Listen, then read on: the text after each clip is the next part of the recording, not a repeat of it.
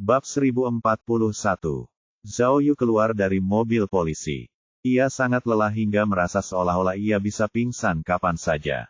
Agen pemulihan tak terlihat itu perlahan-lahan kehilangan efektivitasnya karena efek samping dari penguat energi. Telinganya mulai berdenging dan ia sangat pusing hingga berjalan pun menjadi sulit. Miao Ying harus membantunya menaiki beberapa anak tangga terakhir menuju ambulans. Karena khawatir dengan luka-lukanya, ia menemaninya masuk. Miao Ying telah merekam kesaksian Cheng Lingfei dengan teleponnya, jadi dia menyerahkan rekaman itu ke divisi kriminal pusat. Dia juga telah melaporkan rincian pelarian Zhao Yu dari penjara kepada Kepala Jiao. Tentu saja, Miao Ying khawatir tentang Zhao Yu. Dia berusaha sekuat tenaga untuk memberikan bukti kuat untuk mendukung cerita sedih Zhao Yu dalam upaya meyakinkan Kepala Jiao. Dia ingin Kepala Jiao mengerti bahwa Zhao Yu terpojok dan dipaksa melakukan apa yang telah dilakukannya. Jiao Guofeng menghibur Miao Ying dan menyuruhnya untuk tidak khawatir. Miao Ying akan menjelaskan situasinya kepada atasannya dan berusaha sebaik mungkin untuk melindunginya. Bagaimanapun, Zhao Yu adalah detektif papan atas yang telah memecahkan banyak kasus besar sejak ia mulai bekerja. Ia juga berhubungan baik dengan kepala polisi. Miao Ying sudah menduga hal itu.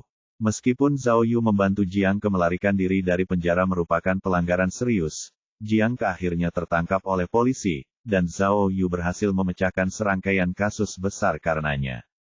Karena itu, para petinggi tidak hanya memutuskan untuk tidak melanjutkan masalah ini, mereka juga akan memberikan Zhao Yu penghargaan. Selanjutnya, Miao Ying melaporkan rincian kasus Cheng Lingfei. Setelah mendengarkan semuanya, Kepala Jiao kehilangan kata-kata. Dia belum pernah melihat kasus serumit ini, dari pembunuhan Wu Fangfang hingga pelarian Jiang Ke dari penjara, kebakaran gudang, kasus pembunuhan di pedesaan, pembunuhan balas dendam Cheng Lingfei, dan bahkan sindikat kejahatannya. Ini hanyalah tipuan kasus. Kepala Jiao segera mengaktifkan tim darurat dan meningkatkan kasus tersebut menjadi kejahatan nasional. Karena Zhao Yu dan Miao Ying adalah orang pertama yang terlibat, Kepala Jiao memutuskan bahwa investigasi post-mortem harus dilakukan oleh Zhao Yu dan timnya. Namun melihat kondisi Zhao Yu saat ini, tanggung jawab akhirnya dilimpahkan kepada Miao Ying. Setelah itu, Kepala Jiao memberi perintah kepada beberapa unit lain dan meminta mereka menyediakan tenaga kerja yang cukup untuk Miao Ying. Miao Ying tahu betapa seriusnya kasus ini. Menangkap Cheng Lingfei dan rekan-rekannya hanyalah permulaan. Ada banyak hal yang harus dilakukan selanjutnya. Pertama, ia harus menutup tempat tinggal Cheng Lingfei dan mengumpulkan semua bukti kejahatannya. Mereka juga harus menyelidiki secara menyeluruh ruang rahasia di ruang belajar dan semua orang yang terlibat dalam kasus tersebut. Perusahaan-perusahaan Cheng Lingfei juga harus digeledah. Miao Ying perlu mengirim orang untuk menghentikan bisnisnya dan orang-orang yang memiliki hubungan kerja dekat dengannya. Penyelidikan tidak hanya dilakukan terhadap orang-orang di negara ini. Ibu Cheng Lingfei, yang berada di luar negeri, harus dibawa kembali untuk diinterogasi. Semua dana yang telah ia simpan di luar negeri juga harus diselesaikan untuk menghindari dampak buruk di masa mendatang. Semua ini harus dilakukan secepat mungkin, tetapi tangannya terikat. Miao Ying melirik Zhao Yu yang terbaring di atas tandu, dan mendapati dia tertidur lelap. Dia bahkan mendengkur. Dokter memberitahu Miao Ying bahwa Zhao Yu hanya kelelahan dan tidak ada yang salah dengannya. Dia menghela napas dalam-dalam dan menatapnya yang tertidur lelap. Gelombang kasih sayang dan rasa kasihan menyelimutinya. Sambil membelai dahinya dengan lembut, dia melepaskan seragamnya dan menutupinya. No, Vel, B, Indot C Om. Cowok ini, pikirnya sambil menggerutu dalam hati. Kenapa kau selalu membuatku takut seperti ini? Apa kau tidak bisa memikirkan perasaanku? Apa kau tahu saat kau melompat dari pesawat, jantungku hampir copot. Kupikir aku akan kehilanganmu. Dasar brengsek. Aku tahu kita harus memecahkan kasus, tapi apa kau harus mempertaruhkan nyawamu untuk melakukannya? Kita akan segera bertunangan, lain kali kau harus bertanggung jawab. Kau mendengarku? Cek. Melihat Zhao Yu tertidur lelap, dia tidak bisa menahan senyum saat dia memarahinya dalam hati.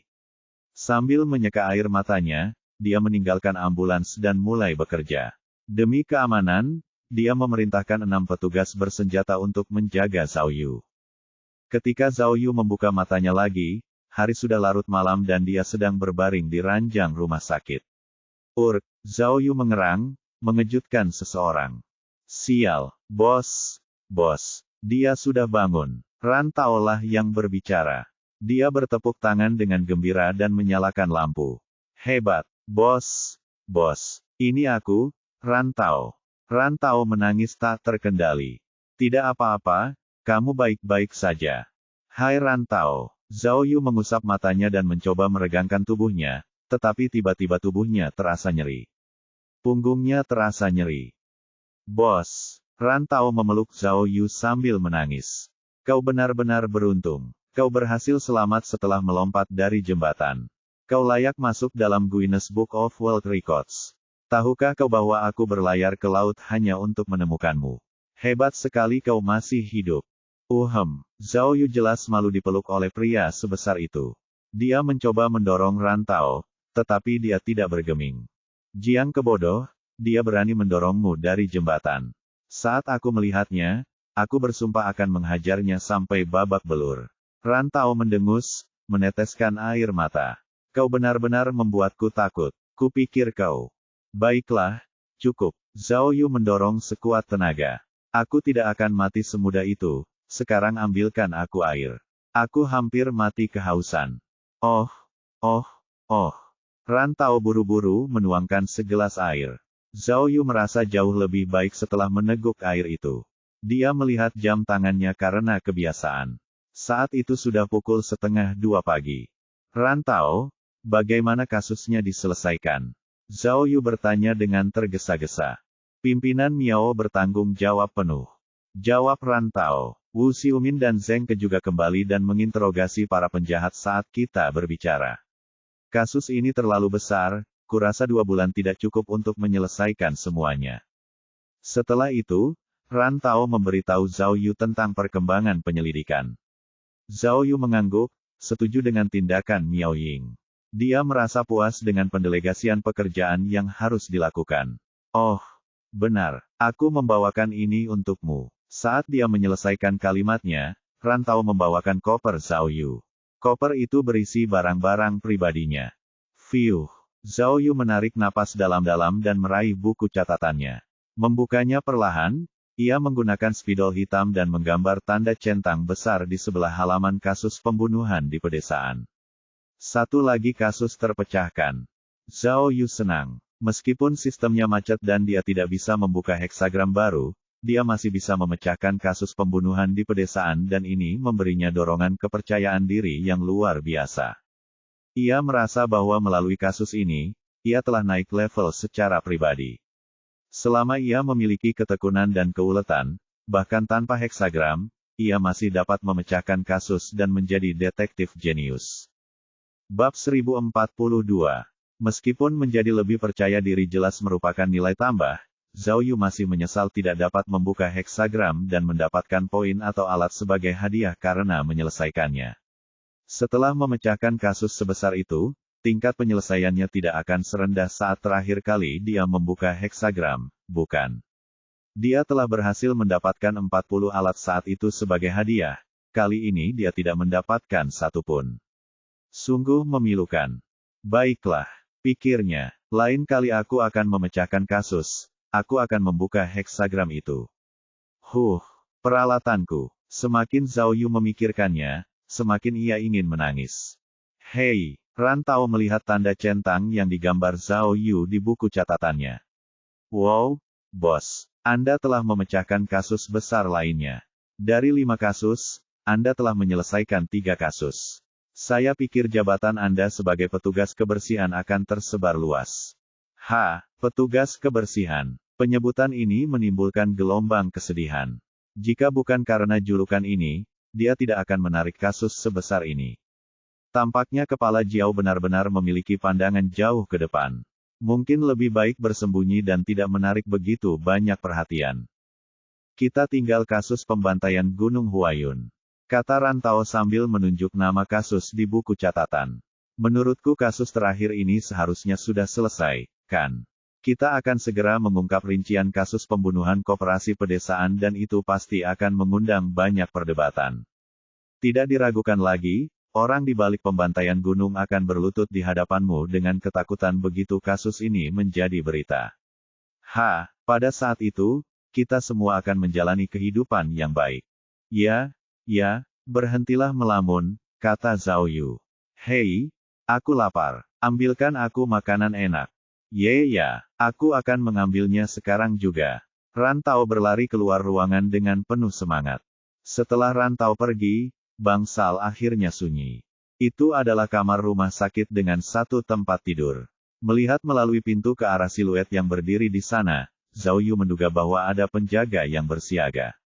Segala sesuatu di luar jendela gelap gulita dan hembusan angin dingin dapat terdengar melalui jendela. Zhao Yu minum air dan membahas detail kasus itu dari awal. Ia khawatir akan ada celah dalam kasus Cheng Lingfei karena banyaknya tikungan yang mereka hadapi. Zhao Yu tidak bisa menahan perasaan gelisah saat memikirkan wanita kejam itu. Ia telah memecahkan banyak kasus dan melihat banyak jenis penjahat, tetapi tidak ada yang seistimewa Cheng Lingfei. Mampu mengendalikan sindikat kriminal sebesar itu menunjukkan keterampilan kepemimpinannya yang luar biasa. Ia sangat cerdas, tetapi sayangnya, ia kurang memiliki empati yang membawanya ke jalan yang tidak bisa kembali ini. Kalau dipikir-pikir lagi, semua penjahat lama itu, ada yang sangat pintar, ada yang sudah kehilangan akal sehat, ada yang kejam, ada yang pendendam, tapi Cheng Lingfei punya semua sifat itu. Dia pada dasarnya adalah reinkarnasi dari setan. Zhao Yu tidak sebodoh dulu. Dengan Cheng Lingfei, dia tahu bahwa terlepas dari semua ketidakadilan yang dialaminya, tidak ada yang bisa memaafkan tindakannya. Mungkin ada cerita di balik setiap kejahatan, tetapi orang harus bertanggung jawab atas tindakan mereka. Zhao Yu mengeluarkan buku catatannya dan mulai mencatat apa yang sedang dipikirkannya. Hal pertama yang akan dilakukannya di pagi hari adalah menghubungi kantor polisi Taishan untuk memeriksa keadaan keluarganya dan mengatur beberapa profesional untuk memeriksa teman-temannya. Cheng Lingfei telah menyebutkan bahwa mereka telah memasang bom yang dikendalikan dari jarak jauh di pos Yaojia. Meskipun itu bisa saja hanya gertakan, lebih baik aman daripada menyesal. Jadi, ia harus mengatur orang untuk memeriksa dan menyingkirkan ancaman ini. Meskipun Cheng Lingfei telah tertangkap, tidak ada jaminan bahwa antek-anteknya akan berhenti melakukan apapun. Selain meminta bantuan dari polisi, Zhao Yu berencana menyewa beberapa pengawal profesional untuk melindungi keluarga dan teman-temannya. Dia punya banyak uang, sedikit uang tidak masalah. Selain itu, Zhao Yu punya satu masalah penting lagi yang harus diselesaikan. Ini adalah masalah yang sangat penting dan harus segera diselesaikan. Karena itu, ia buru-buru mencari-cari di dalam tasnya dan menemukan ponselnya. Ponsel ini telah dibuang ke jalan saat ia membantu Jiang Ke melarikan diri dari penjara. Karena ponsel itu memiliki GPS, polisi segera menemukan ponsel itu dan melakukan pemeriksaan. Kemudian, Rantau melanjutkan penyelidikan dan berhasil mengambil ponselnya. Baterainya sudah lama habis. Setelah ponselnya terisi penuh, Zhao Yu menyalakannya dan melihat kotak masuknya penuh. WeChat-nya berkedip dan ada banyak panggilan tak terjawab. Tidak ada waktu untuk memeriksanya satu persatu. Tanpa peduli bahwa sudah larut malam, dia menelepon. Kebiasaan Zhao Yu menabung untuk masa sulit ternyata berguna. Pada pukul 8 pagi, Miao Ying bergegas ke bangsal Zhao Yu bersama Wu Xiumin dan Zheng Ke. Semua orang gembira melihat mantan kolega mereka. Melihat Zhao Yu baik-baik saja, mereka jadi bisa tenang. Setelah semua orang pergi, Miao Ying menoleh ke Zhao Yu, tampak marah.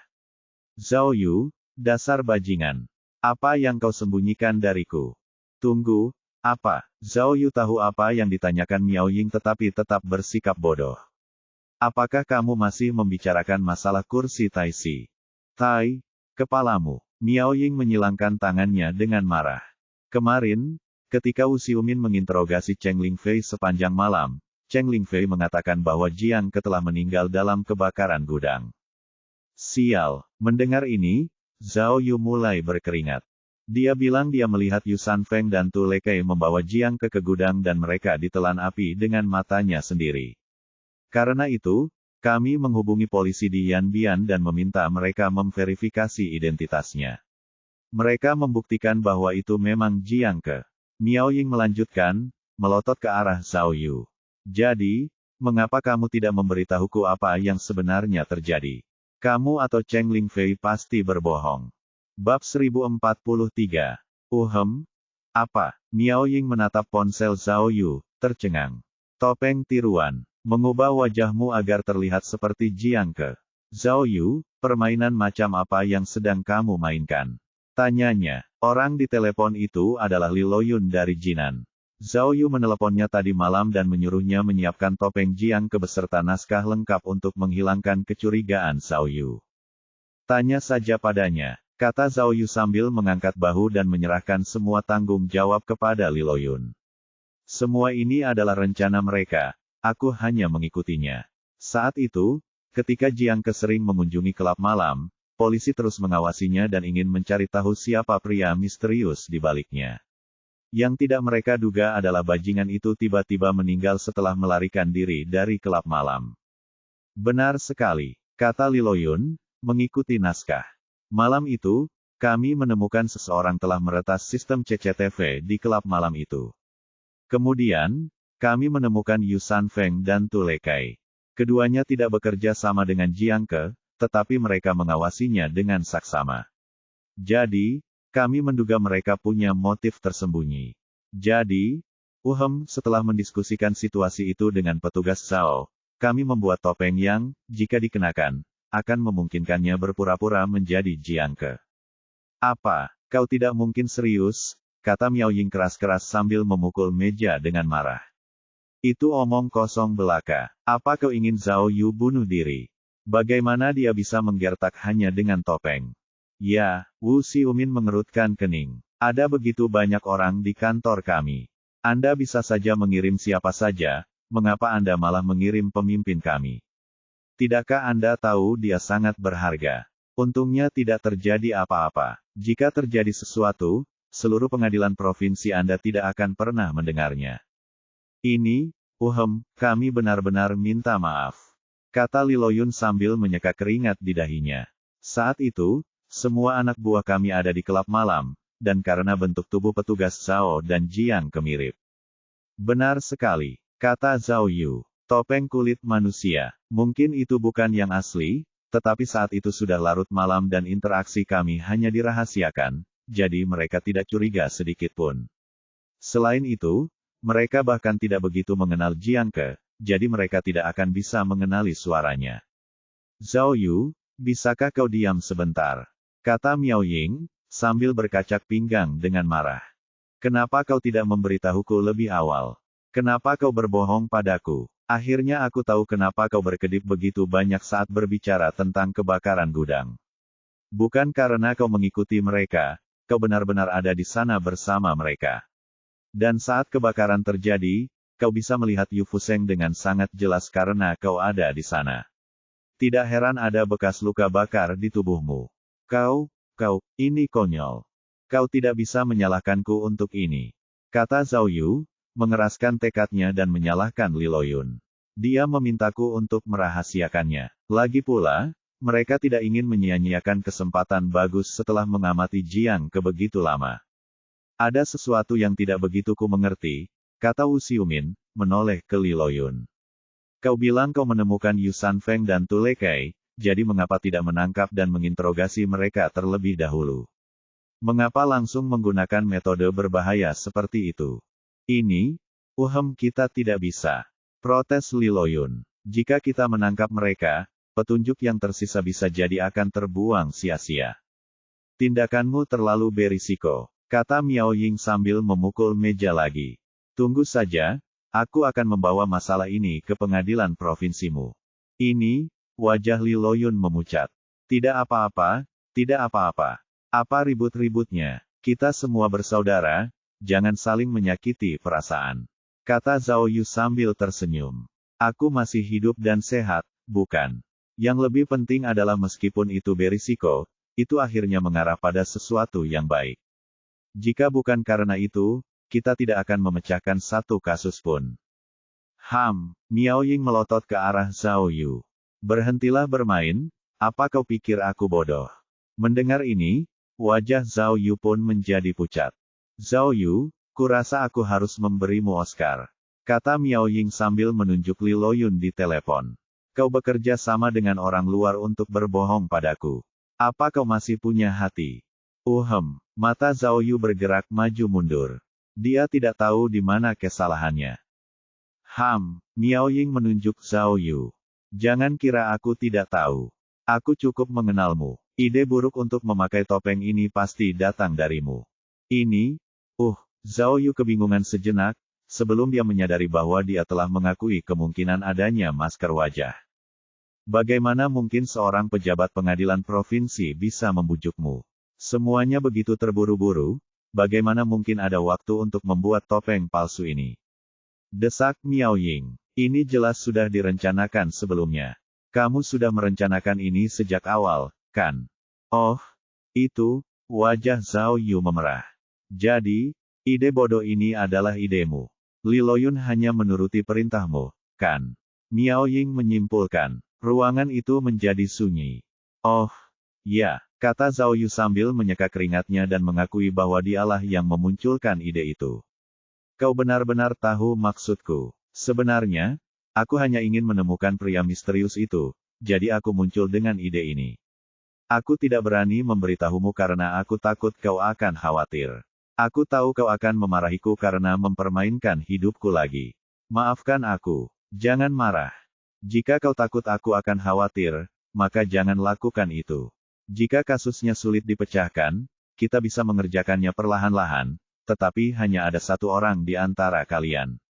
Miao Ying telah meramalkan tanggapan ini dan melihat Zhao Yu mengakui kesalahannya, dia telah memutuskan untuk memaafkannya. Baiklah. Saat aku memutuskan untuk melakukannya, aku dituntun berputar-putar oleh pria misterius itu dan menjadi fokus karena sifat kompetitifku.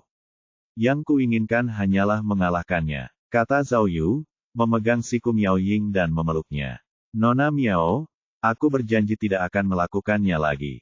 Ya, Wu Xiumin mengangguk. Sebenarnya, kalau dipikir-pikir lagi, rencana petugas Zhao berhasil.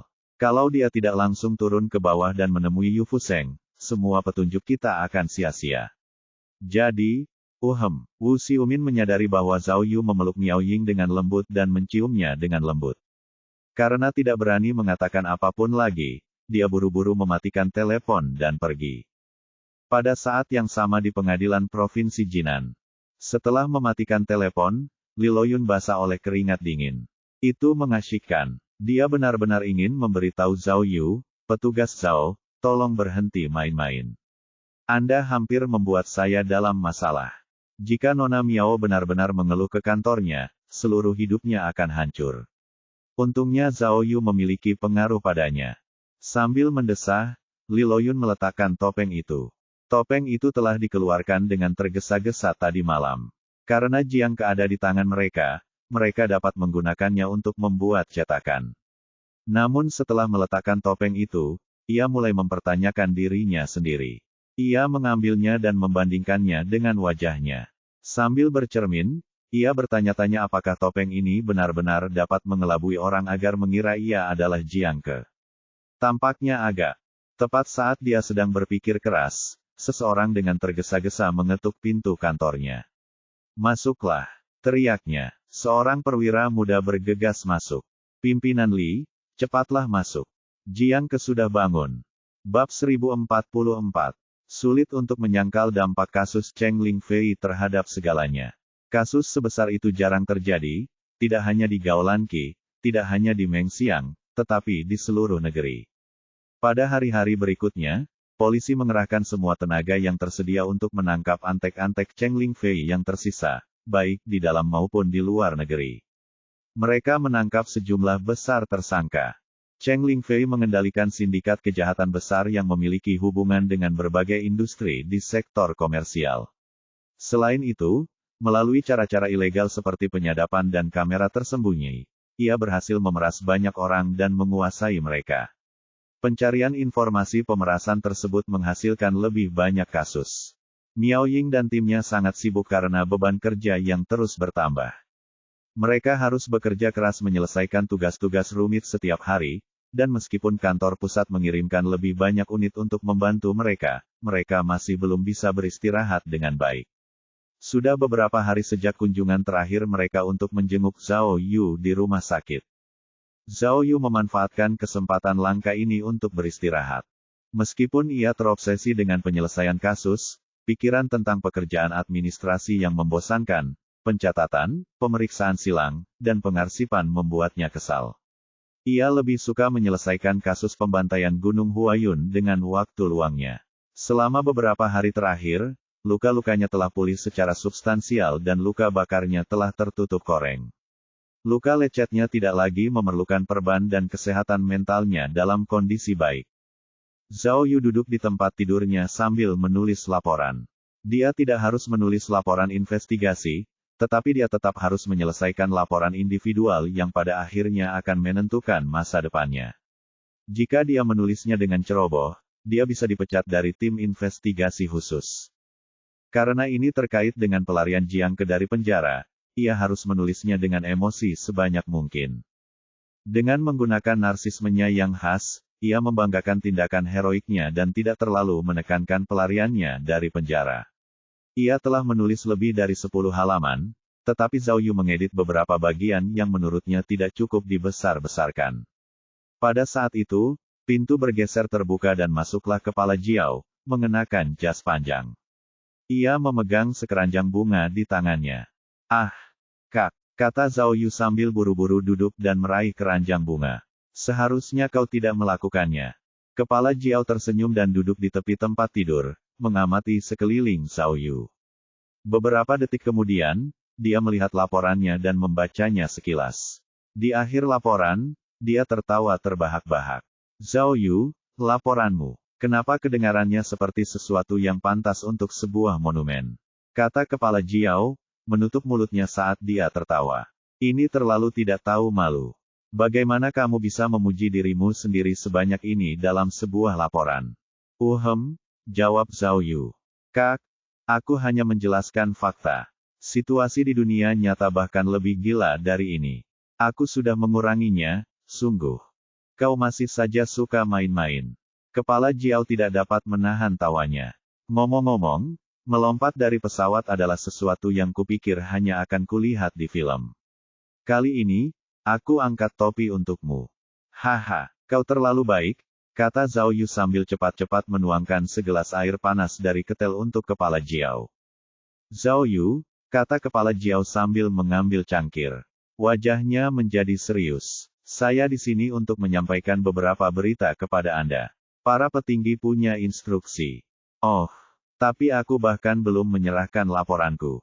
Zhao Yu menunjuk dokumen itu dan memiringkan kepalanya. "Kupikir aku seharusnya menjalani pemeriksaan langsung di kantor.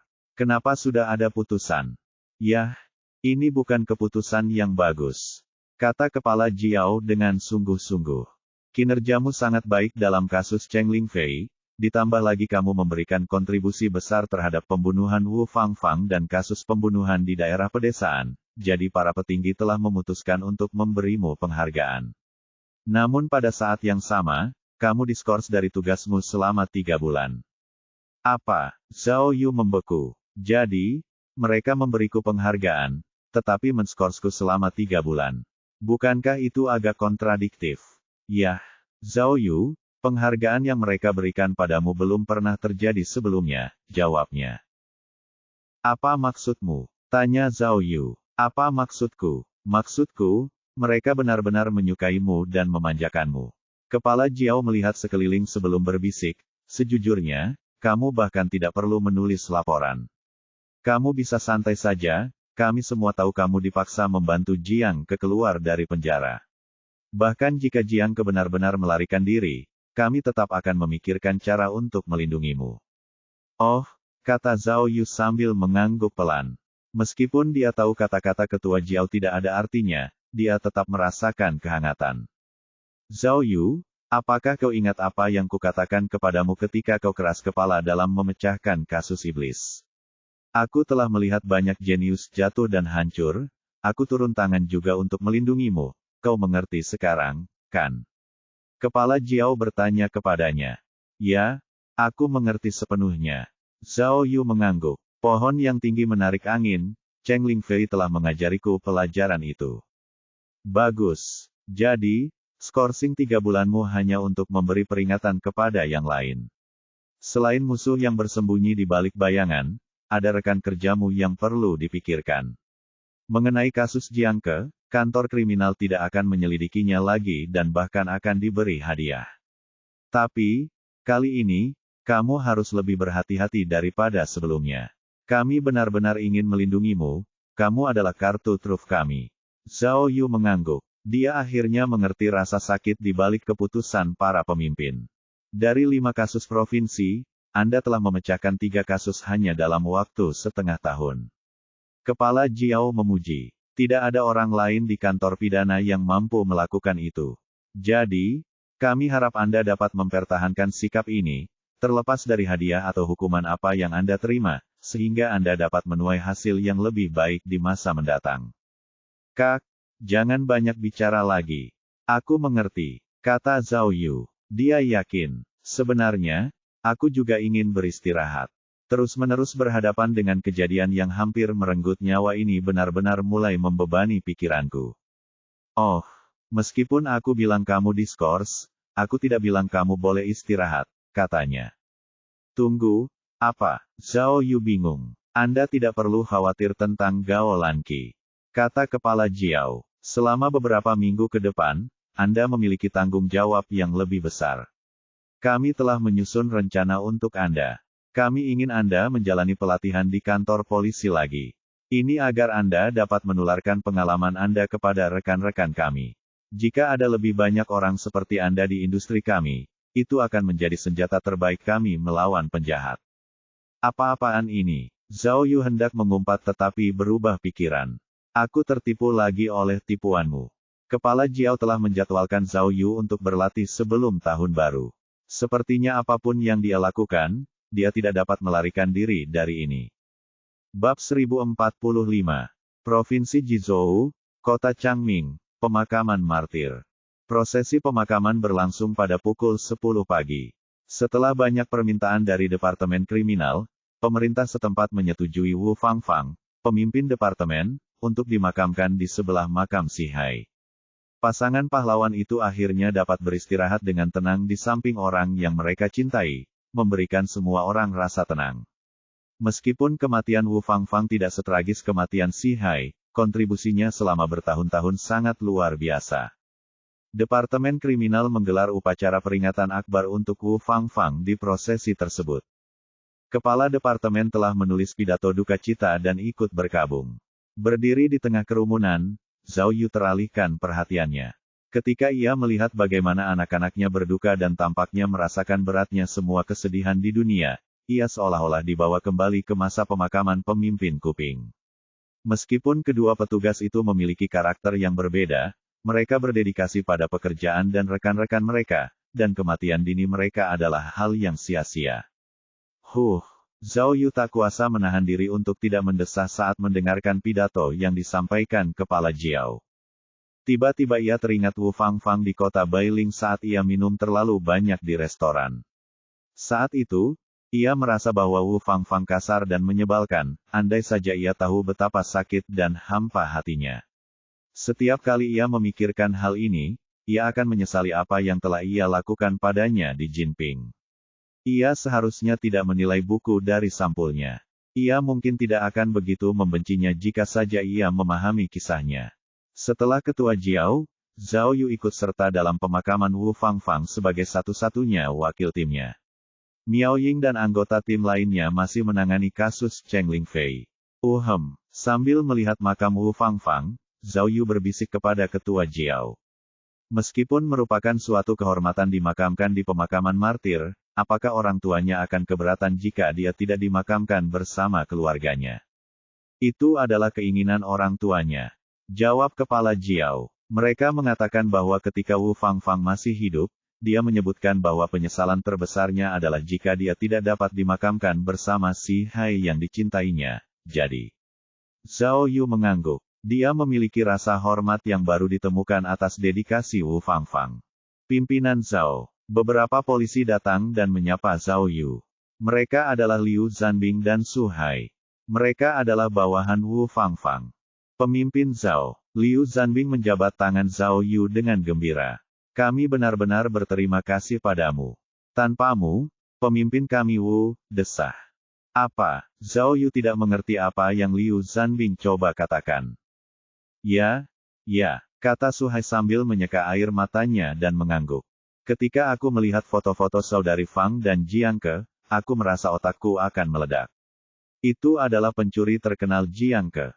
Reputasi saudari Fang hancur, dan jika foto-foto itu tidak diklarifikasi, semuanya akan kacau balau. Baru saat itulah Zhao Yu mengerti mengapa mereka berterima kasih padanya. Semua ini berkat ketua Zhao, lanjut Liu Zanbing. Jika kau tidak mengetahui kebenarannya, reputasi saudari Fang akan hancur. Dan bukan hanya itu, dia akan dicurigai bersekongkol dengan seorang pencuri, yang akan semakin mencoreng namanya. Sementara mereka berbicara, beberapa anggota tim yang tersisa berjabat tangan dengan Zhao Yu.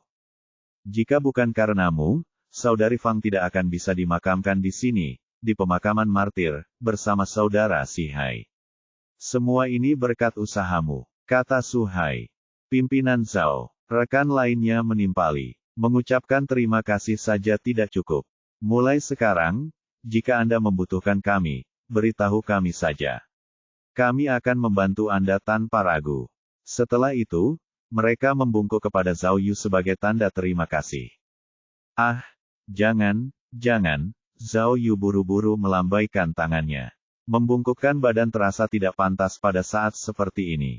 Saudara-saudara, saya menghargai niat baik kalian. Mari kita lebih dekat lagi di masa depan. Ya, kata kepala Jiao sambil mengangguk. Lain kali, semua orang harus meniru sikap ketua Wu Fangfang dan menangani kasus dengan serius.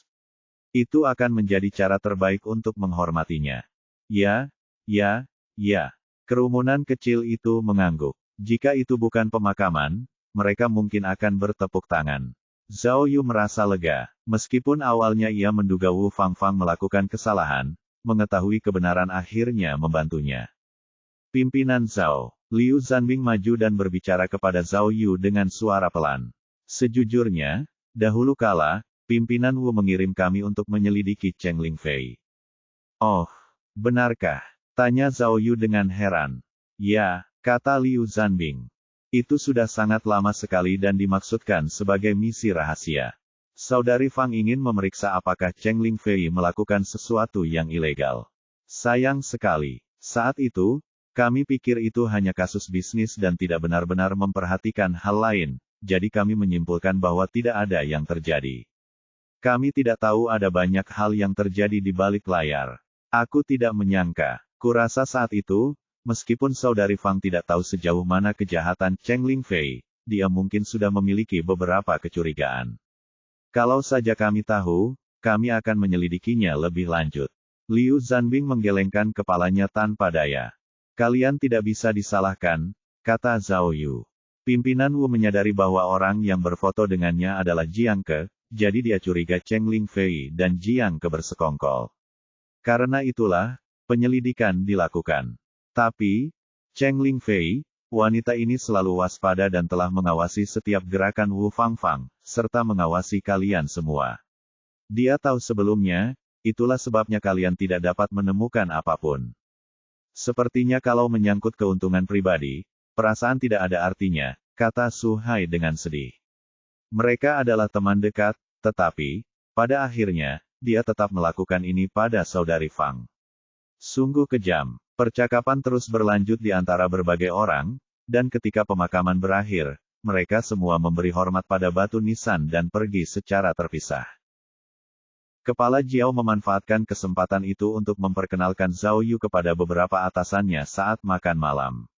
Saat mereka duduk di meja makan, para petinggi hanya memberikan pujian kepada Zhao Yu, pujian atas penyelesaian kasus yang belum terpecahkan, pujian atas kecerdasan dan kekuatannya. Zhao Yu juga memanfaatkan kesempatan itu untuk pamer semampunya. Setelah makan malam selesai, Sekretaris Kepala Jiao memberitahu Zhao Yu tentang jadwalnya yang telah direncanakan. Jadwalnya tidak terlalu padat karena cedera yang dialaminya. Memberikan pelatihan kepada para petugas berarti banyak waktu untuk beristirahat. Tujuan pertama yang harus dia tuju adalah kembali ke Kinsan untuk mengikuti pelatihan administrasi. Dia dapat memanfaatkan kesempatan itu untuk mengunjungi keluarga dan teman-temannya. Setelah berpamitan dengan Kepala Jiao dan yang lainnya, Zhao Yu memulai perjalanan pulang sendirian.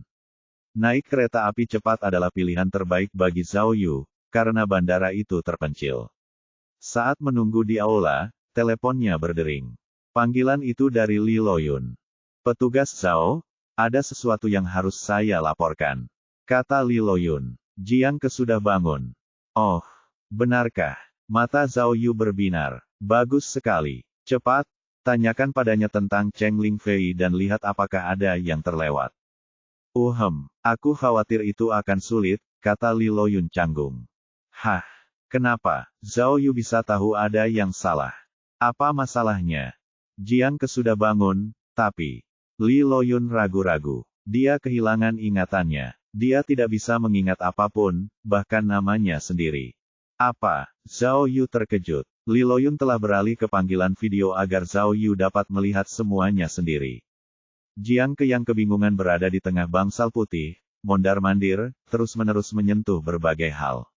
Ia berhenti di depan sebuah tombol putih dan terus-menerus menyalakan dan mematikannya, dengan ekspresi penasaran yang tidak enak di wajahnya. Sialan, Zhao Yu tidak bisa mempercayainya.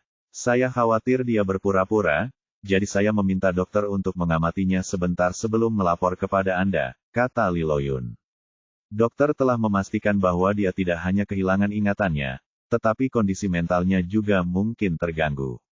"Apakah dia akan membaik?" tanya Zhao Yu. "Sulit untuk mengatakannya," kata Li Loyun.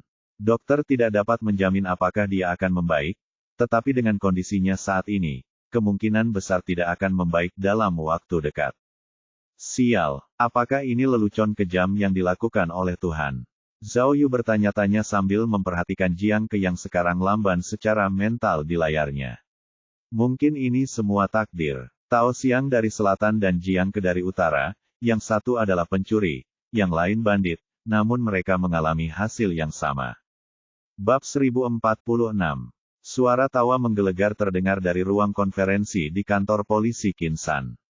Di depan ratusan petugas polisi, Zhao Yu menunjuk Jin Zhenbang dan berkata, "Jika kamu tidak percaya padaku, tanyakan saja padanya." Mendengar ini, pemimpin Jin tiba-tiba merasa malu dan gugup. "Tanpa peringatan dari Pak Tua Jin, aku tidak akan berpikir untuk mengadakan konferensi pers dan meminta seluruh desa untuk memburu iblis itu," kata Zhao Yu sambil bertepuk tangan dengan gembira. Kata-kata Pak Tua Jin benar-benar mencerahkanku.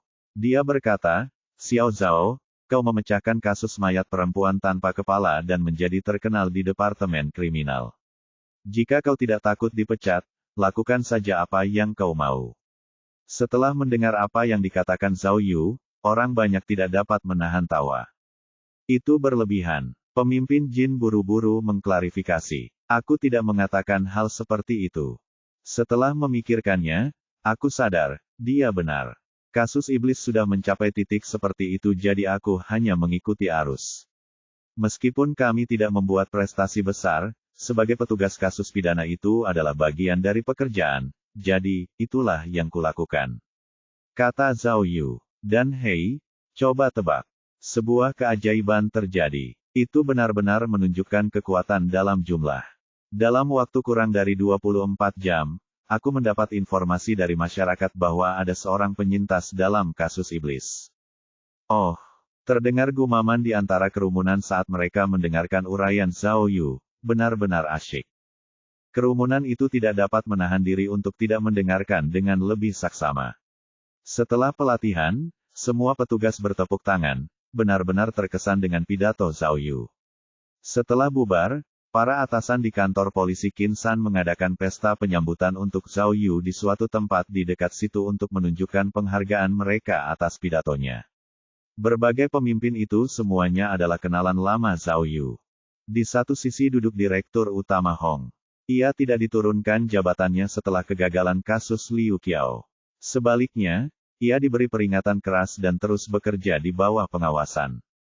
Di sisi lain ada Zhou Andong dan Liao Jingxian, dua wakil direktur. Ada juga kepala detektif Feng Wei dan Luan Xiaoxiao, di antaranya. Zhao Yu telah kembali ke kantor polisi dengan reputasi baru. Ia bukan lagi sekadar polisi biasa. Hubungannya dengan kantor kriminal pusat membuat para pemimpin lain di kantor polisi Qin Shan menghormatinya, terlepas dari tingkat pengaruhnya. Karena itu, menurut praktik yang biasa, para pemimpin Qin Shan tidak hanya menghiburnya, tetapi juga menemaninya secara pribadi. Sebagai warga Qin Shan, mereka bahkan menyiapkan jamuan makan mewah untuknya. Begitu mendengar tentang jamuan makan, Zhao Yu kembali melakukan kebiasaannya. Sebelum naik bus, ia bertanya kepada Direktur Hong apakah ia dapat mengundang dua sahabat lamanya, yang sudah lama tidak ia temui. Oh, tentu, jawab Direktur Hong. Jadi, siapa teman-temanmu? Pimpinan Investigasi Ekonomi Liu Changhu dan Wakil Kapten Tim Polisi Kriminal, Wang Shengyu. Zhao Yu tersenyum. Kita benar-benar teman baik, mari kita nikmati jamuan ini bersama-sama. Setelah mendengar nama-nama itu, wajah Zhou Andong dan Liao Jingxian berubah ungu. Mereka bukan teman, mereka musuh. Oh, oke, kata Direktur Hong bersemangat, tidak mengerti dendam yang mereka pendam. Bagus sekali, Liu Changhu dan Wang Shengyu bukan orang luar, jadi lebih dari oke. Sambil melambaikan tangannya, Direktur Hong meminta sekretarisnya untuk segera memberi tahu keduanya. Melihat apa yang terjadi, Luan Xiaoxiao mencibir. Dalam hatinya, dia tahu bahwa Zhao Yu selalu pendendam, dan kali ini akan ada pertunjukan bagus untuk dilihat. Benar saja, Liu Changhu dan Wang Shengyu datang ke perjamuan itu. Bagaimanapun, itu atas permintaan Direktur Hong, bagaimana mungkin mereka tidak datang. Namun, wajah mereka jauh dari kata senang. Mereka tahu betapa pendendamnya si penjahat, Zhao Yu, dan setelah mendengar bahwa dia secara pribadi telah memilih mereka, mereka tahu bahwa dia tidak baik. Sampai hari itu, Liu Changhu menyesal telah menghadapi Zhao Yu. Kalau saja dia menoleransi kesombongan Zhao Yu, maka dia tidak akan berada dalam situasi itu. Dia tidak mengerti bagaimana Zhao Yu bisa naik pangkat secepat itu.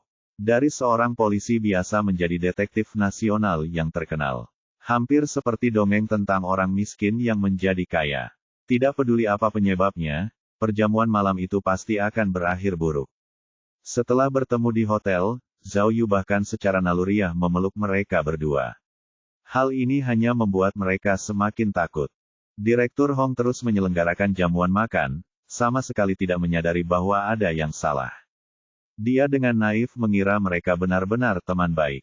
Seperti yang diharapkan, setelah makan beberapa suap, Zhao Yu mulai menjalankan rencananya. Pemimpin Liu, lama tak berjumpa. Aku merindukanmu. Tapi jangan bicara dulu, kita harus minum. Kata Zhao Yu sambil mengangkat gelasnya ke arah Liu Changhu. Dia mengambil segelas penuh anggur putih dan meneguknya. Liu Changhu tercengang. Meskipun sulit, dia mengesampingkan perasaannya dan menghabiskan segelas penuh anggur putih itu. Dari raut wajahnya, orang akan mengira dia telah menenggak racun. Namun, kesenangan baru saja dimulai. Zhao Yu mengisi ulang gelasnya dan mengulanginya dengan Wang Shengyu. Wang Shengyu tidak punya pilihan selain minum. Setelah gelas kedua, suasana di sekitar meja menjadi tegang. Liao Jingxian ingin mengatakan sesuatu untuk mencairkan suasana, tetapi dia menyadari bahwa Zhao Yu telah minum 2 gelas anggur dan masih belum menindas mereka. Jika ini adalah balas dendam, maka itu tampaknya cukup masuk akal. Liu Changhu dan Wang Shengyu merasa tidak enak setelah menghabiskan 1 gelas dan tidak bisa makan lagi. Zhao Yu terus makan dan bersulang, berbicara dan tertawa riang. Setelah menyelesaikan 1 putaran mengelilingi meja, ia kembali ke Liu Changhu. Zhao Yu kembali menghabiskan segelas penuh, memaksa Liu Changyu untuk minum terlebih dahulu, diikuti oleh Wang Shengyu. Setelah putaran berikutnya, ia mengangkat gelasnya ke arah mereka lagi. Melihat betapa sakitnya mereka berdua, Zhao Yu dengan ramah mengizinkan mereka minum setengah cangkir sementara dia minum segelas penuh. Setelah ronde keempat, Liu Changyu dan Wang Shengyu tidak tahan lagi. Salah satu dari mereka tergeletak di meja sementara yang lain muntah di tanah. Tanda pisah.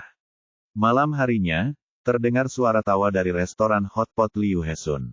Zhao Yu dan sekelompok rekan dari cabang Rong yang sedang berkumpul. Zhang Jingfeng, Liang Huan, Li Beini, Lan Bo, Zhang Yaohui, Xiao Liu, dan yang lainnya hadir. Oh, kata Lan Bo, lain kali, akhirnya kita punya seseorang yang bisa kita andalkan. Kakak Yu, kalau ada lowongan di kantor kriminal, kamu harus ingat kami. Ya, Zhang Jingfeng menepuk dadanya. Aku sangat pandai menemukan orang, jadi lain kali jika ada kesempatan, jangan lupakan aku. Tenang saja, Zhao Yu menghabiskan segelas penuh bir. Aku, Zhao Yu, selalu tahu siapa yang baik padaku dan siapa yang tidak. Saudara-saudara, selama aku sehat, aku jamin kalian semua akan hidup dengan baik juga. Hei, bagaimana bisa kau hanya membicarakan saudara-saudaramu? Kau juga punya saudara perempuan di sini. Kata Li Beini, kakak, kau tahu kemampuanku. Jika ada hal baik, kau harus melibatkanku. Jangan khawatir, ayo, mari kita minum, kata Zhao Yu sambil berdiri dan bersulang untuk semua orang. Oh, benar juga, Lan Bo tiba-tiba teringat. Kudengar ayahku berkata kau membuat Liu Changhu dan Wang Shengyu mabuk berat. Ayah Bolan adalah kepala biro kota dan juga pernah menjadi tamu di jamuan makan itu. Ya, Zhao Yu mengangguk. Tapi ada air di gelas anggurku, jadi sebenarnya aku juga merasa tidak enak badan setelah minum terlalu banyak. Ah, tidak heran, jawab Bolan. Hei, ini hanya peringatan. Jika aku benar-benar ingin mengganggu mereka, aku tidak akan hanya minum anggur sampai mereka pingsan. Kata Zhao Yu. Baiklah, kata Zhang Yaohui. Saudaraku, membalas dendam itu tidak salah, tetapi sekarang kamu adalah seseorang dari kantor kriminal, kamu benar-benar harus berhenti melakukan ini. Mereka juga tidak pantas mendapatkannya. Semua orang mengangguk setuju, No, Vel B, C. Om. Saya mengerti, kata Zhao Yu. Tetapi kalian tidak tahu bahwa ketika saya berkompetisi untuk kelompok khusus ini, seseorang menyabotase saya dan menyebabkan saya dikeluarkan. Saya sudah lama tahu bahwa mereka berada di balik semua ini. Oh, baru pada saat itulah semua orang mengerti. Mereka menyuap bagian kriminal dengan hadiah, lalu diam-diam mencabut izin masukku. Kalau bukan karena para juri yang tersentuh oleh penampilanku yang luar biasa, aku khawatir mereka akan mendapatkan apa yang mereka inginkan. Tidak akan ada detektif Zhao hari ini, kata Zhao Yu. Jadi, ini adalah pelajaran yang harus kuberikan kepada mereka agar mereka tidak akan pernah menentangku lagi. Bab 1047. Setelah minum-minum dengan rekan-rekannya yang lama, Zhao Yu dan gengnya pergi ke KTV yang biasa mereka kunjungi dan bernyanyi sampai puas sebelum pulang ke rumah. Hari sudah larut dan Zhao Yu tidak berniat mengganggu keluarga Jiang Dafeng. Rumah yang disewanya telah lama dibiarkan berdebu dan tidak nyaman untuk ditinggali. Akhirnya, ia memilih untuk tinggal di hotel terdekat daripada kembali ke Jalan Sun Feng. Setelah check-in, ia mandi, menelepon Miao Ying, lalu tidur. Tanpa kasus yang harus ditangani, Zhao Yu mengira ia akan bisa tidur nyenyak semalam. Sayangnya, setelah gelisah dan gelisah, ia tidak bisa tidur. Sebelumnya pada hari itu, setelah memberi pelajaran pada Liu Changhu dan Wang Shengyu, Zhao Yu bermaksud untuk menemui keluarga mereka. Namun, informasi tersebut bersifat rahasia dan ia harus meminta izin dari atasannya. Menurut peraturan, paling cepat ia bisa menemui mereka pada sore berikutnya. Sebelumnya, Zhao Yu sudah membuat rencana. Setelah kelompok Cheng Lingfei bubar, ia akan mencabut perintah perlindungan terhadap keluarganya sehingga mereka bisa bebas lagi. Mereka sudah terlalu lama berada di bawah penjagaan. Jika lebih lama lagi, orang tuanya akan muak dengan gaya hidup seperti itu. Itu tidak berarti tidak akan ada perlindungan. Zhao Yu sudah membuat pengaturan melalui sumber yang dapat dipercaya agar pengawal profesional selalu siap sedia. Membuka matanya, dia menatap langit-langit yang gelap. Hatinya terasa sesak. Dia telah menghukum Liu Changhu dan Wang Shengyu dengan kejam, tetapi ketika dia melihat mereka muntah, dia merasa bahwa semua yang telah dia lakukan tidak ada artinya dan dia menyesali perbuatannya. Dulu, Zhao Yu pasti senang. Mengapa sekarang dia merasa bosan? Mungkinkah karena pengaruh Cheng Lingfei? Apakah kebenciannya telah diatasi dengan cinta? Setelah berpikir serius, Zhao Yu akhirnya mengerti. Alasannya adalah karena dia sudah dewasa. Melalui penyelesaian berbagai kasus besar, dia bukan lagi detektif berandal yang sombong seperti dulu. Proses itu telah mengajarinya kerendahan hati dan memperbaiki karakternya. Jika dia masih seperti dulu, dia tidak akan ragu menyiksa Liu Changhu dan Wang Zhengyu sampai mati. Sekarang, dia tidak ingin memberi perhatian pada bajingan-bajingan itu.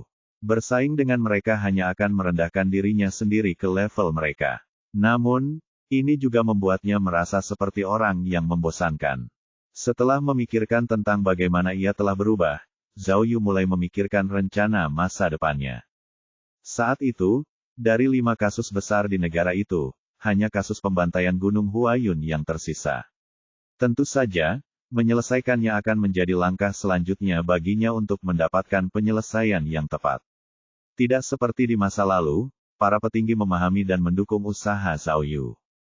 Namun karena ia telah menerima penangguhan 3 bulan, mendapatkan izin untuk membuka kembali kasus tersebut tidak mungkin dilakukan. Miao Ying dapat mengajukan permohonan untuk kasus tersebut meskipun Zhao Yu tidak bisa. Jika dia berhasil, Zhao Yu dapat bertindak sebagai dalang di balik layar dan tetap mengambil bagian dalam penyelidikan. Namun dia juga sangat sibuk dan berdasarkan situasi saat ini, akan memakan waktu 2 hingga 3 bulan lagi untuk menyelesaikan kasus Cheng Lingfei. Pada saat itu, skorsingnya akan berakhir. Apakah Zhao Yu harus menunggu selama 3 bulan? Tidak, pertunangannya dengan Miao Ying akan berlangsung selama 3 bulan lagi, dan dia akan sibuk saat itu. Haruskah dia menunggu hingga pertunangannya berakhir? Atau, dapatkah dia menyelidikinya secara diam-diam? Novel.in.com. Tidak, memikirkan konsekuensi masa lalu, Zhao Yu mengurungkan niatnya. Ia sudah menjadi pusat perhatian dan banyak orang yang mengawasinya. Ia tidak bisa lagi membuat masalah. Namun, meskipun ia tidak menyelidiki, membaca tentang kasus itu seharusnya tidak menjadi masalah, bukan? Gunung Huayun berjarak sekitar 2000 km di Provinsi Fulai. Ini tidak ada dalam jadwalnya, jadi bagaimana ia bisa sampai ke tempat kejadian perkara? Zhao Yu memikirkan hal ini selama setengah hari dan tetap tidak dapat menemukan ide. Pada akhirnya, ia tertidur di alam mimpi. Meskipun tidur larut malam, Zhao Yu bangun pagi-pagi keesokan harinya dan pergi dari hotel. Ia memutuskan untuk mengunjungi Ketua Jin di pagi hari. Karena buku catatan kuning itu ditulis oleh Ketua Jin, ia merasa sebaiknya membahas kasus terakhir dengannya. 2 kendaraan Miao Ying diparkir di Gunung Qin. Sejak kembali dari sana, Zhao Yu selalu mengendarai Phaeton. Saat mengemudi menuju kediaman Jin Zhenbang, ia teringat 2 hal. Pertama, ia menyadari bahwa lokasinya saat ini sangat dekat dengan sekolah menengah Qin Mountain. Karena hari itu adalah hari sekolah, ia dapat mengunjungi putri baptisnya. Sejak Jiang kabur dari penjara, Zhao Yu selalu memikirkannya. Karena ia hanya lewat, ia berpikir mengapa tidak mampir saja. Hal kedua yang disadarinya adalah sudah lama sejak ia membuka heksagram terakhir.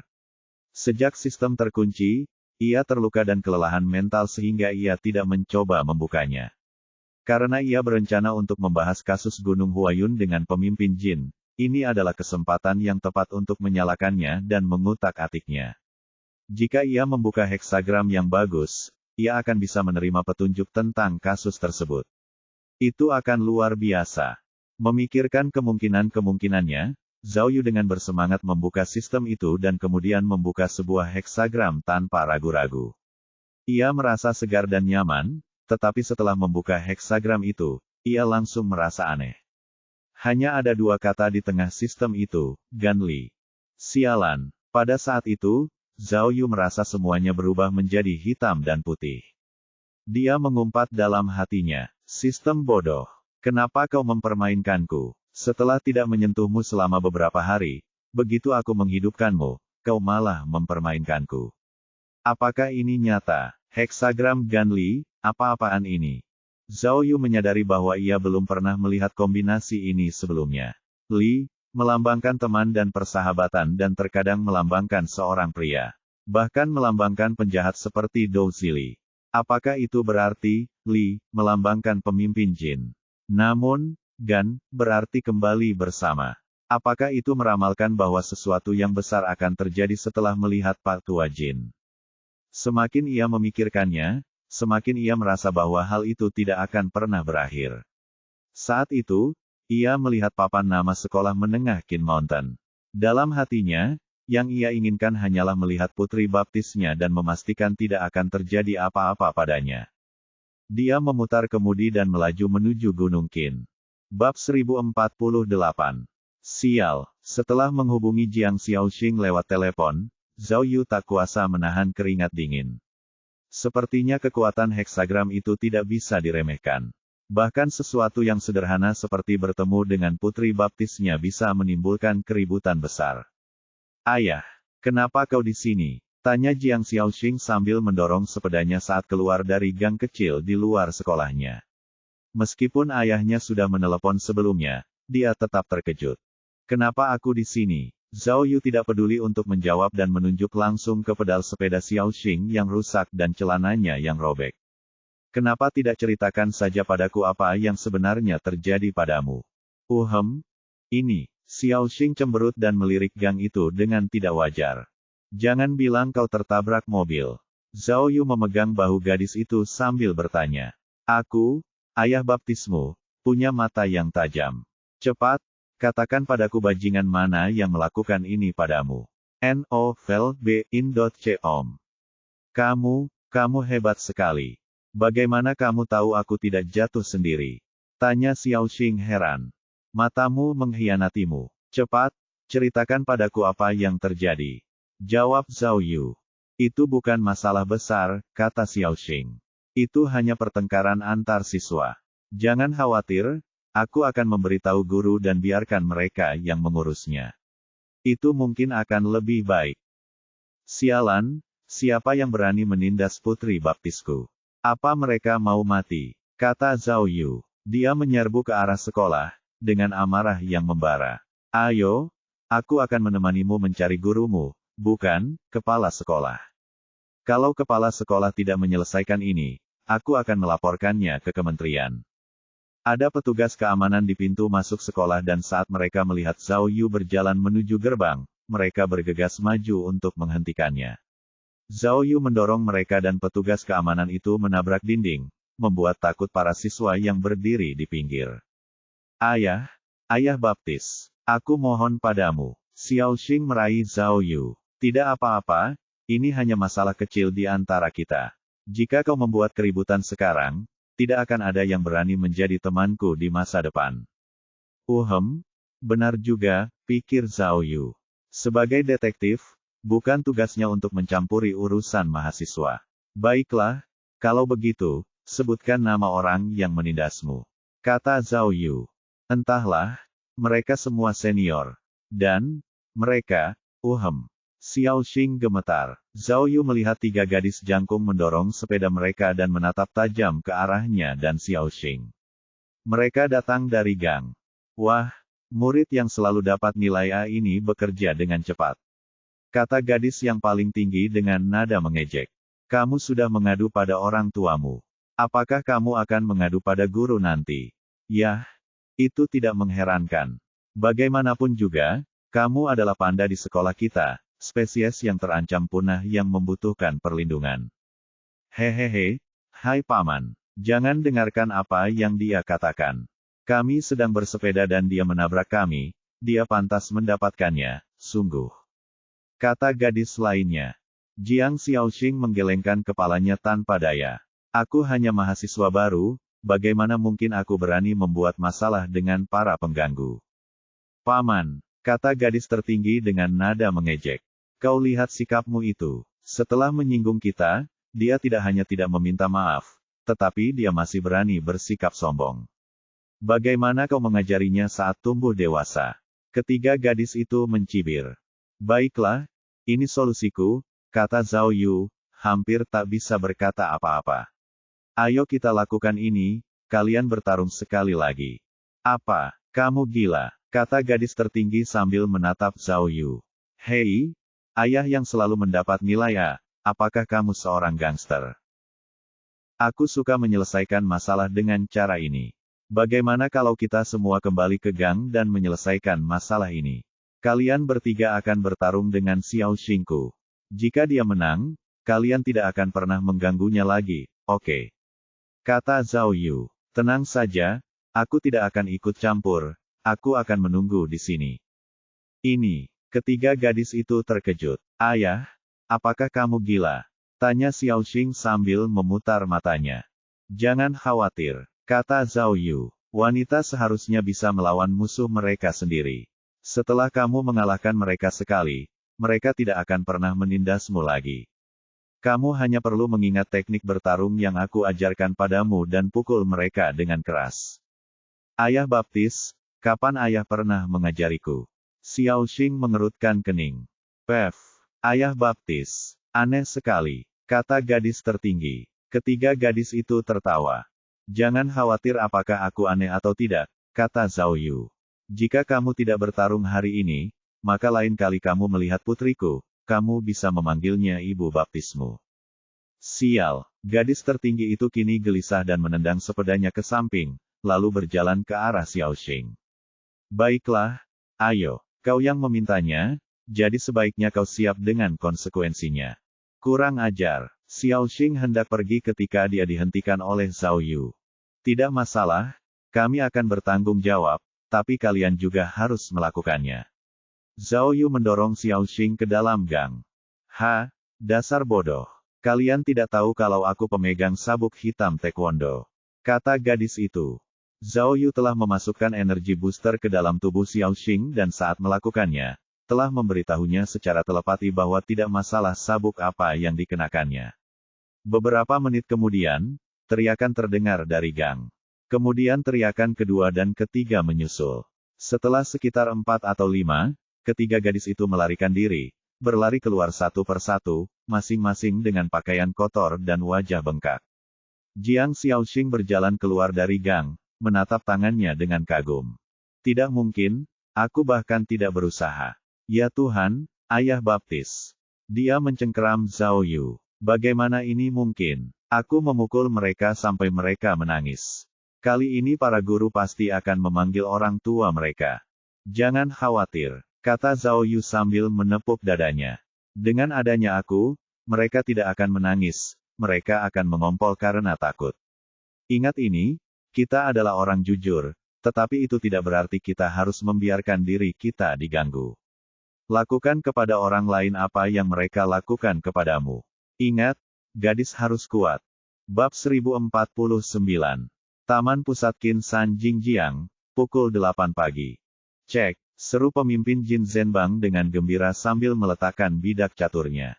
Cek, teriak Zhao Yu. Ia duduk di seberang pemimpin Jin dan kini dipenuhi air mata. Tidak, beri aku kesempatan. Aku tidak akan menggerakkan kesatriaku lagi. Tidak mungkin. Jin Zhenbang segera memegang bidak catur itu. Sekali bidak catur digerakkan, tidak ada jalan kembali.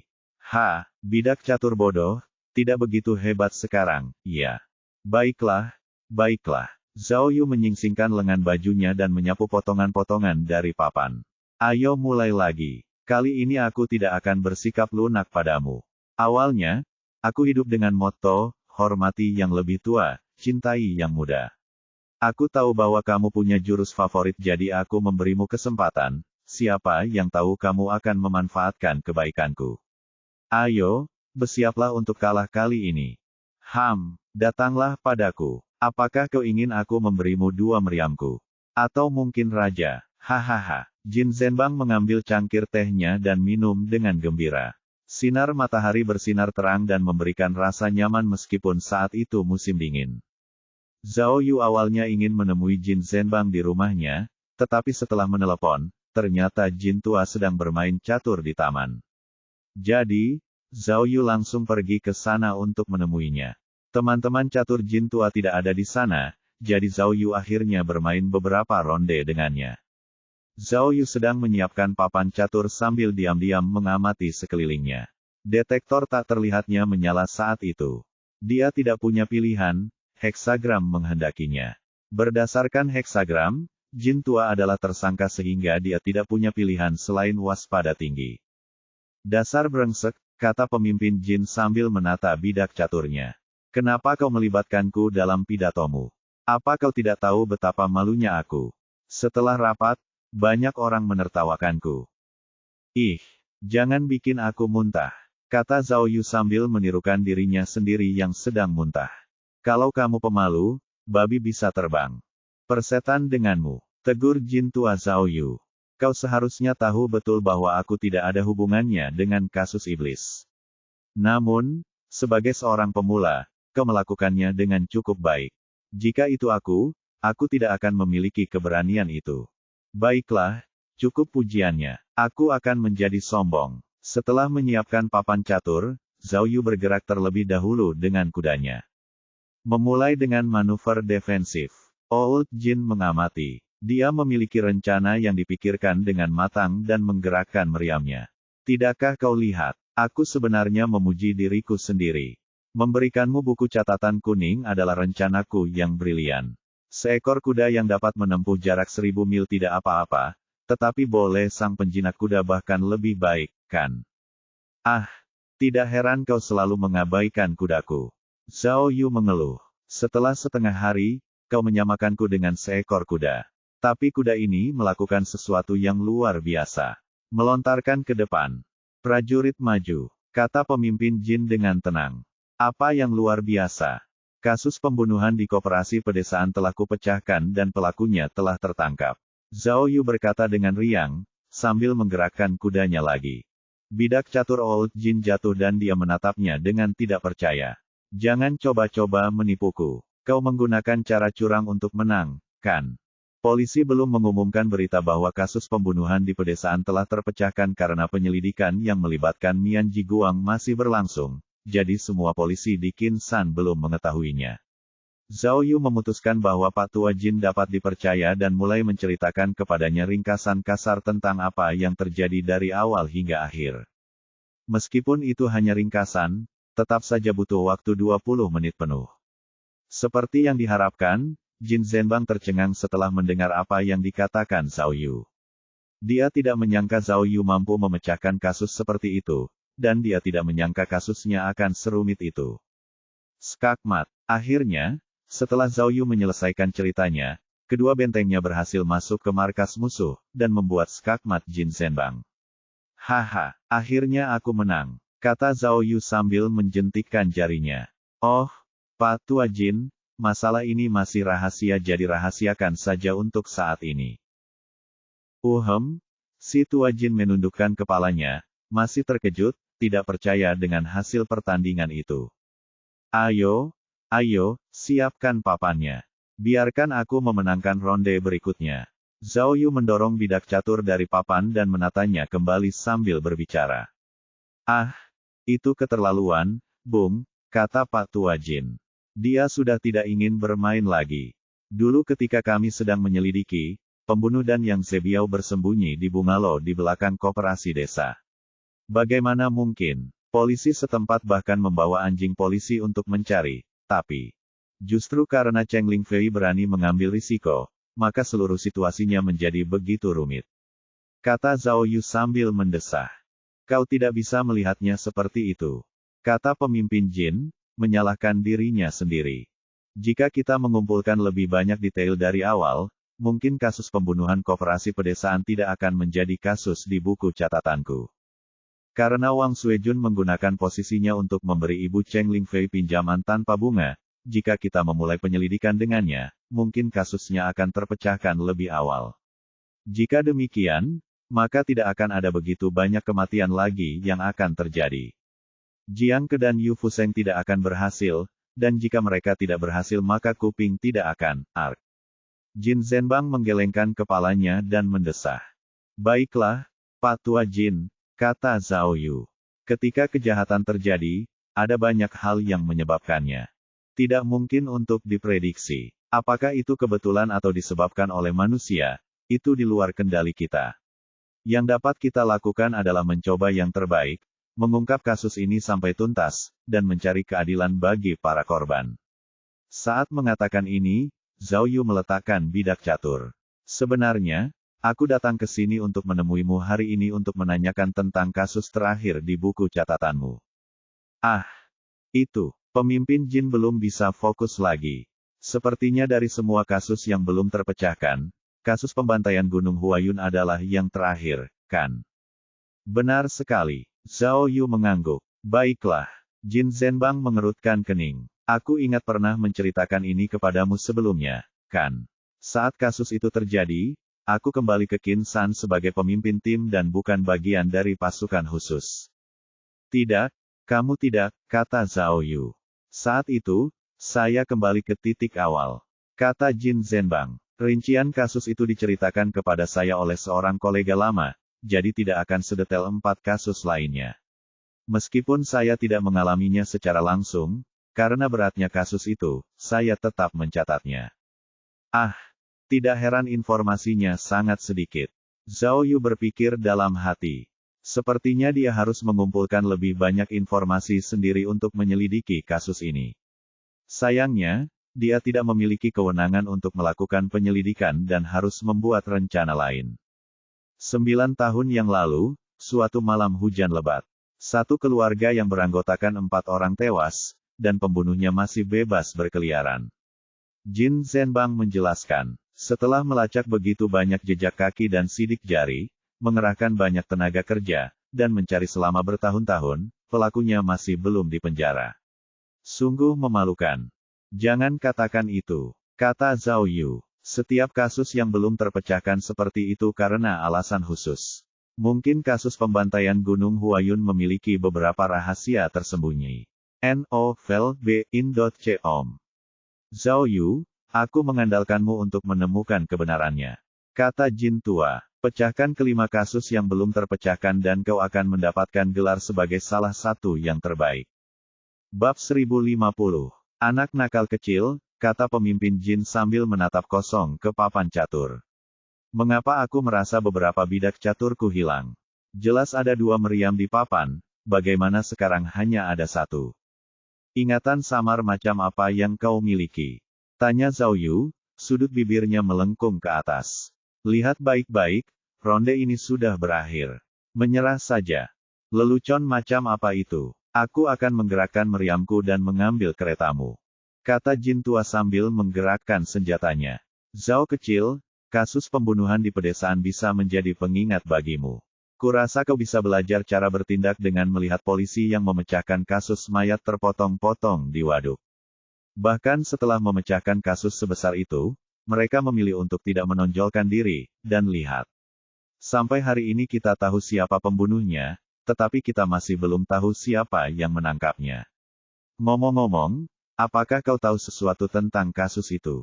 Tentu saja, aku pernah menyelidikinya sebelumnya, kata Zhao Yu. Petugas yang menangkap pembunuh itu berasal dari kantor polisi Wenxi, tetapi rumor mengatakan bahwa orang yang memecahkan kasus itu memiliki kekuatan gaib. Kekuatan supranatural. Jenis apa? Tanya Jin Zhenbang. Seperti kewaskitaan. Kau tahu, jika kau menyentuh sesuatu milik orang yang sudah meninggal, kau akan dapat menemukan jasadnya. Hal semacam itu, kata Zhao Yu, sambil mengambil salah satu bidaknya. Old Jin, hati-hati, aku akan melakukan skakmat. Omong kosong. Jin Zhenbang menatap Zhao Yu dengan tidak percaya. Dapat menemukan mayat hanya dengan menyentuh barang milik orang yang meninggal. Jika memang begitu, lalu bagaimana pembunuhnya ditemukan? Bukankah departemenmu terlalu santai?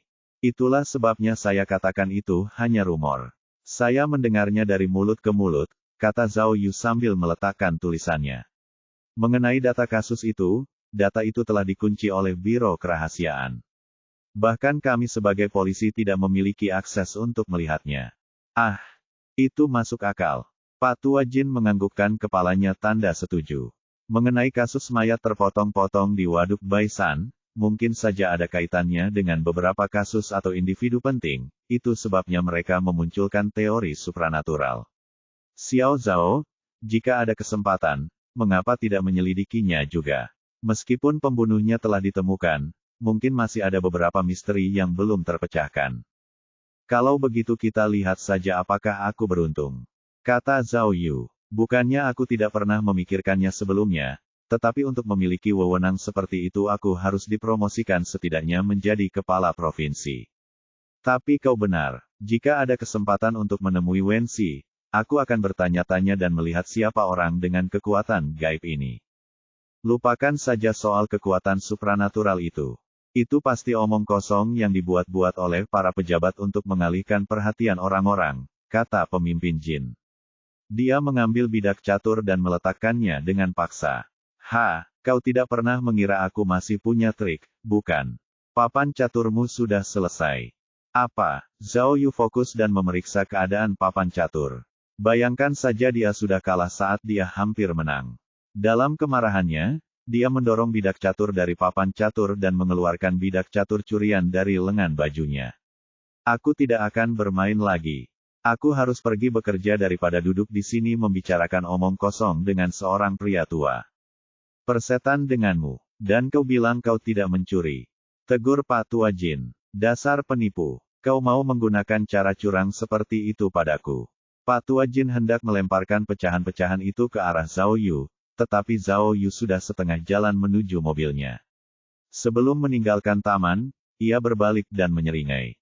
Sinar matahari yang indah, langit yang cerah, dan bunga-bunga yang bermekaran di taman memancarkan rasa damai. Zhao Yu menghela napas berat. Dia benar-benar telah menyelidiki orang yang memiliki kekuatan supranatural itu. Awalnya, dia juga mengira itu semua hanya kedok yang dibuat polisi untuk menutupi kasus mayat terpotong-potong di waduk. Yang mengejutkannya, orang itu benar-benar ada. Mereka benar-benar dapat menemukan mayat hanya dengan menyentuh salah satu barang milik almarhum. Zhao Yu telah berspekulasi bahwa pembunuh kasus mayat terpotong-potong waduk Baisan telah meninggalkan bagian-bagian mayat, dan itulah sebabnya orang dengan kekuatan supranatural dapat menemukannya. Dunia ini benar-benar luas dan penuh dengan keajaiban. Novel.in.com. Sistem dalam pikiran Zhao Yu semakin meyakinkan kemungkinan keberadaan orang ini. Ia berpikir jika orang ini adalah seorang polisi, itu akan lebih menakjubkan. Memecahkan kasus seperti itu satu persatu akan seperti permainan. Jika ada kesempatan untuk bekerja sama, itu mungkin akan menguntungkan Zhao Yu. Berbicara tentang sistem, Zhao Yu teringat heksagram yang baru saja diterimanya. Percakapannya dengan jin tua telah berakhir, tetapi dia belum bertemu dengan seseorang yang istimewa. Mungkinkah Li sebenarnya tidak merujuk pada jin? Memikirkan kembali permainan catur itu, tampaknya tidak hanya tidak ada yang istimewa terjadi, tetapi dia juga tidak bertanya tentang kasus pembantaian Gunung Huayun. Apakah heksagram Ganli mencoba mengatakan bahwa kasus baru akan segera terungkap? Zhao Yu duduk di mobilnya memikirkannya selama lebih dari 10 menit dan akhirnya memutuskan bahwa itu tidak ada artinya. Dia menyalakan mesinnya dan menuju ke pusat kebugaran. Dia belum bertemu saudara-saudaranya, seperti Zhao Yang, dan merasa dia harus menyapa dan mungkin makan siang. Mereka juga laki-laki, jadi heksagram itu mungkin menunjuk ke mereka. Begitu heksagram bereaksi, tidak akan ada kedamaian. Dia punya firasat bahwa sesuatu akan terjadi di pusat kebugaran. Namun, tidak terjadi apa-apa di pusat kebugaran dan ia dapat mengobrol dengan saudara-saudaranya sambil makan dengan tenang. Operasional pusat kebugaran tersebut stabil dan tidak banyak pasang surut. Saudara-saudara Zhao Yu mematuhi peraturan dan ketentuan, dan meskipun kinerja mereka tidak patut dicontoh, mereka pekerja keras dan tidak mengeluh. Kedua bersaudara itu merasa berterima kasih kepada Zhao Yu. Jika bukan karena dia, mereka akan tetap menjadi penjahat yang berkeliaran di jalan.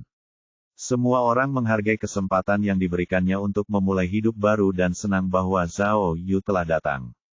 Zhao Yu hanya punya waktu untuk makan sederhana tanpa alkohol, karena ia masih harus menjemput keluarganya di sore hari. Pertemuan keluarga juga berjalan lancar. Berdasarkan kesepakatan, setelah serah terima, ia membawa orang tuanya kembali ke rumah lama mereka. Kakaknya sudah pulang lebih awal, karena anak-anaknya harus pergi ke sekolah. Awalnya, Orang tuanya tidak senang karena mereka harus ditempatkan di bawah perlindungan polisi. Zhao Yu telah berbohong kepada mereka dan mengatakan bahwa jika mereka tetap tinggal di rumah persembunyian, mereka akan dibayar 50 yuan. Uang ini akhirnya diambil dari kantong Zhao Yu sendiri. Orang tuanya sangat gembira mengetahui bahwa mereka dapat memperoleh uang dari ini, jadi selama 10 hari mereka makan dan tidur dengan baik. Mereka bahkan bertambah berat badan. Ibunya enggan untuk pergi. Selama serah terima jabatan, Zhao Yu juga memperkenalkan pengawal yang dipekerjakannya. Dia berbohong dan mengatakan pengawal itu dari kepolisian dan tidak dibayar apapun agar ibunya tidak khawatir soal uang. Reuni keluarga adalah acara yang menggembirakan, dan ibunya membuat pangsit untuk makan malam. Semua orang bersemangat. Pada malam hari, Zhao Yu tidak mendeteksi apapun yang terjadi dengan heksagram itu. Berbaring di tempat tidur, dia memikirkan pengalamannya dengan heksagram sebelumnya, dan memeriksanya kembali. Jika situasi Jiang Xiaoxing dianggap sebagai pertemuan kebetulan, maka paling banter itu adalah Kan atau Sun. Percakapan dengan pemimpin Jin bisa dianggap Gen jika dipaksakan, dan pertemuan dengan yang lain mungkin bisa dianggap Li. Selain itu, Zhao Yu baru saja menerima hadiah 1000 yuan. Ini mungkin dari penyelesaian kasus pembunuhan biasa. Hadiah lain yang datang kepadanya mungkin terkait dengan Song. Lalu, mungkinkah Gan Li kali ini tidak memiliki makna yang tidak menyenangkan? Mungkinkah Gan adalah reuni yang normal dan damai? Zhao Yu tetap terjaga hingga tengah malam, tetapi heksagram itu tampaknya tidak berakhir. Apakah itu berarti akan berlanjut hingga besok? Saat dia memikirkan semua yang terjadi, teleponnya berdering. Dia terlonjak kaget. Siapa orang itu malam-malam begini? Dia sudah menelepon Miao Ying, jadi siapa lagi yang akan meneleponnya? Sambil melihat teleponnya, dia segera menjawab panggilan itu. Terdengar suara seorang wanita yang sedang menangis. Li Zhu, apakah itu kamu? Apa yang terjadi? Zhao Yu bertanya, khawatir Li Zhu menangis sejadi-jadinya. Cui Li Zhu terus menangis. Bos, ayahku, dia pergi.